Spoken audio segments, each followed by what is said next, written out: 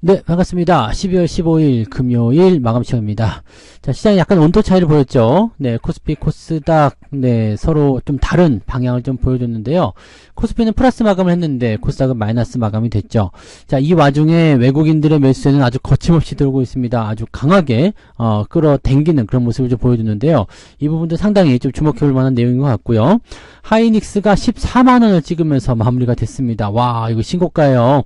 네, 뭐, 역사상 신고가적인 부분들을 또 보여줄 수도 있지 않을까 생각하는데, 어쨌든 계속해서 올라가는 과정이기 때문에 긍정적이고요. 전차 군단, 오늘 현대차도 19만 2,800원까지 무려 4% 넘게 상승하면서 전차 군단의 상승이 시장을 이끌었다라고 볼 수가 있을 것 같습니다. 자, 이런 부분들 자세하게 좀 알아보도록 할게요. 차트 먼저 볼게요. 네.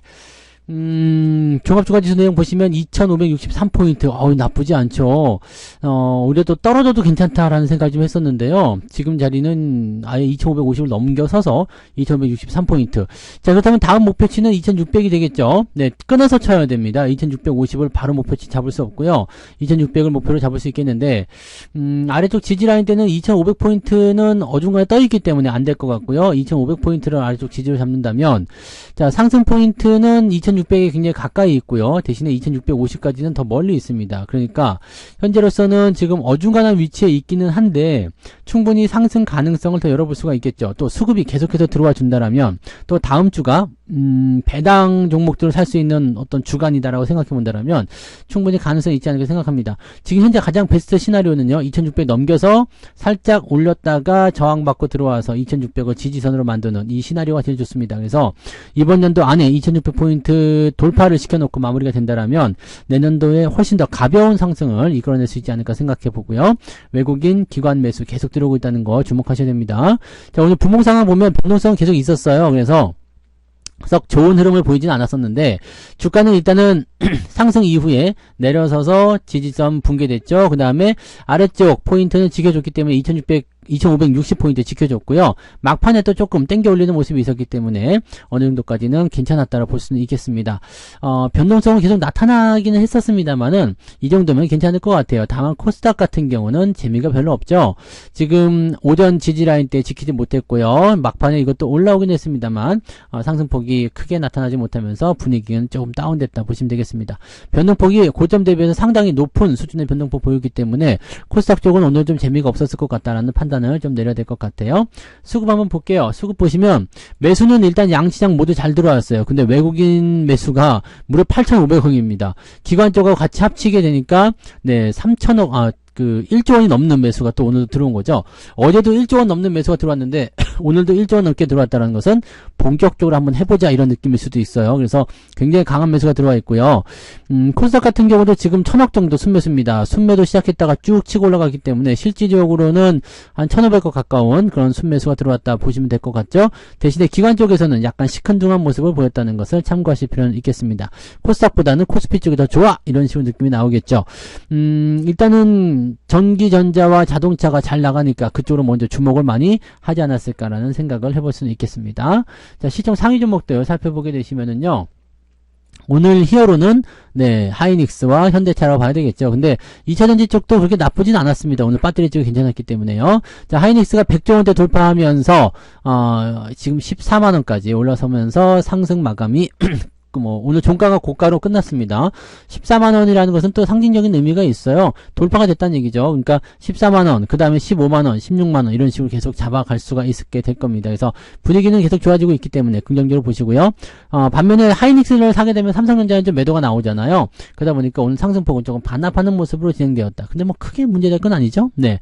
자, LG에너솔루션은 마이너스 전환되면서 시장에 관심이 조금 식은 듯한 느낌을 좀 보여줬고요. 현대차, 기아차 둘 다 상승세 보여주는데 오늘 현대차가 또 4.3% 올라가면서 고점을 종가로 만들어 버립니다. 이 긍정적인 모습이 계속 나타나고 있어요. 아주 좋은 형태의 모습이라고 판단할 수가 있겠죠. 자, 대신에 포스코 홀딩스 리튬 가격이 다시 이제 바닥 찍고 올라갈 것이다 이런 얘기가 있으면서 관련 종목군도 움직임이 좀 있었거든요.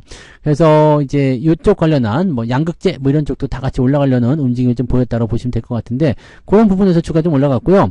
반면에 이제 SDI는 조금 안 좋았어요. LG에너솔루션하고 이쪽 쪽은 조금 안 좋았다라고 보시면 되겠죠. 포스코홀딩스와 LG화학은 약간 소재 쪽으로 봐야 된다면 신정한 배터리는 LG에너지솔루션과 SDI잖아요. 그러니까 배터리 쪽은 조금 애매했던 것 같다 생각이 좀 들죠. 또 리튬과 반응하는 부분들이 포스코 쪽이니까 포스코 퓨처엠이라든지 관련 종목군들 상승이 좀 있었습니다. 셀트리온은 경고해드렸죠. 단기적 상승 이후에 조정이 좀 들어올 수 있다. 이 부분 체크하셔야 되는 부분이고요. 삼성물산은 낙폭을 조금 축소를 해줬네요.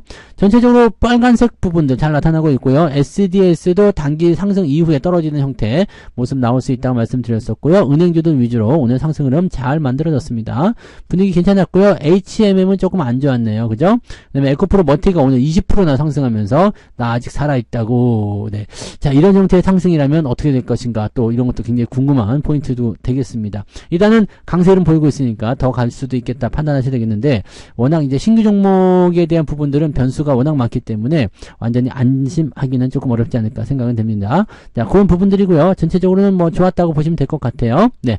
코스닥 넘어가시면 파란 분이 더 많습니다. HLB가 계속 강세를 보이고 있는 상황이고, 에코프로도 오늘 좀 반등세 좀 보였습니다만 별 티는 나지 않습니다. 하지만 5% 올라와줬고요. 셀트리온 쪽이 매도가 좀 나왔죠. 그래서 오늘 하락세가 좀 크게 나타나면서 시장의 압박을 더 키워줬고요. 에코프로 BM이라든지 LNF 이런 것들은 약보합. 그러니까 실질적으로는 2차전지보다는 이 뭐 배터리 쪽이라든지 이런 쪽에서 떨어지는 부분들이 그렇게 크게 잡히지 않았고, 이 저런 거요. 이 HLB나 이런 거 올라갔음에도 불구하고 셀트리온 헬스케어나 이런 쪽에서 하락이 떨어지면서 안 좋았다는 얘기가 되는 거죠. 그러니까 실질적으로 이제 2차전지를 떨구면서 주가를 끄집어 내린 것이 아니라, 네, 그 외에 다른 종목군들의 변동성이 좀 커졌다고 보시면 되겠죠. HPSP 같은 경우도 반도체 쪽이지만 일단 상승 이후에 떨어진 모습이었습니다. 너무 올랐다는 인식이 있었겠죠. 자, 그런 부분들이고요. 뒤로 넘어가도 마찬가지예요. 비슷비슷한 양상인데, 근데 중요한 거는 이 매도 포인트가 있는 종목도 있죠. 즉 하락 종목의 숫자가 훨씬 더 많았다라는 것이 이제 코스닥 쪽에서 좀 생각해 볼 만한 부분인 것 같습니다. 네. 자, 그러면 등락 현황 한번 살펴보도록 하죠. 등락 현황 보시면 오늘 코스닥 쪽에서는 787개 상승, 767개 하락입니다. 상승 포인트가 조금 우세하지만 거의 비슷한 수준이었고요.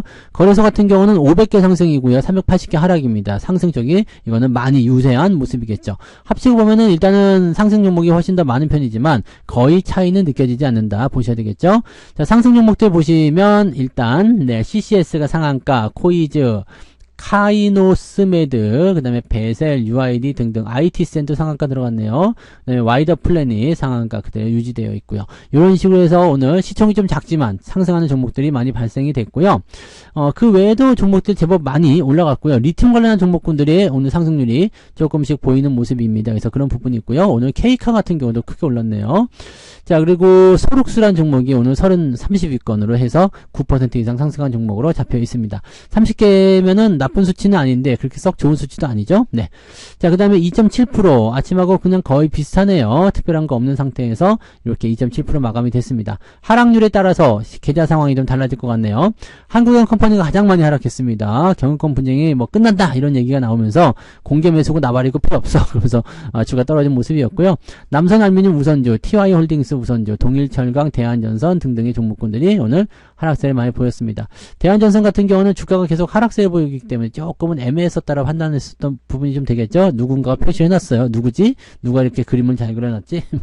네, 아무튼 네, 그런 모습이고요. 9% 이상 하락한 종목들 살펴보시면 네, 17개 종목이 오늘 하락세를 보였다 참고하시면 되겠죠.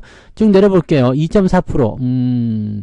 이러면 상승 쪽에서 0.3, 4% 그냥 보합 정도밖에 안 나오는 수준이잖아요. 그러니까 오늘은 계좌가 마이너스로 가시는 분도 있고 플러스 가시는 분도 있고 그냥 움직이지 않은 분도 있고 뭐 이렇게 됐을 것 같긴 한데 계좌 내용을 들여다보면 일단은 플러스가 나왔을 가능성이 저는 굉장히 높습니다. 왜냐면 전기전자, 자동차 이쪽에서 지금 강세를 보였잖아요. 그러니까 계좌 상황이 그렇게 나쁘지가 않거든요. 그러면 요렇게 생각해 본다면 네, 계좌는 플러스가 났을 확률은 일단 높은 것 같다라고 생각은 해보실 수 있을 것 같아요. 그래서 그런 정도라고 보시면 되겠습니다. 자, 매매 동향 살펴볼게요. 매매 동향 보시면 기관 쪽에서는 네, 에코프로 머티를 가장 많이 샀네요. 그리고 LG화학, 삼성전자, 그다음에 현대차, 기아차 골고루 샀네요. 2차전지 쪽하고. 근데 2차전지 쪽인데 이 소재 쪽입니다. 그다음에 레버리지 매수, 그다음에 포스코홀딩스 이 소재 쪽이죠. 네, 전기전자 이쪽 매수가 들어가 있고요.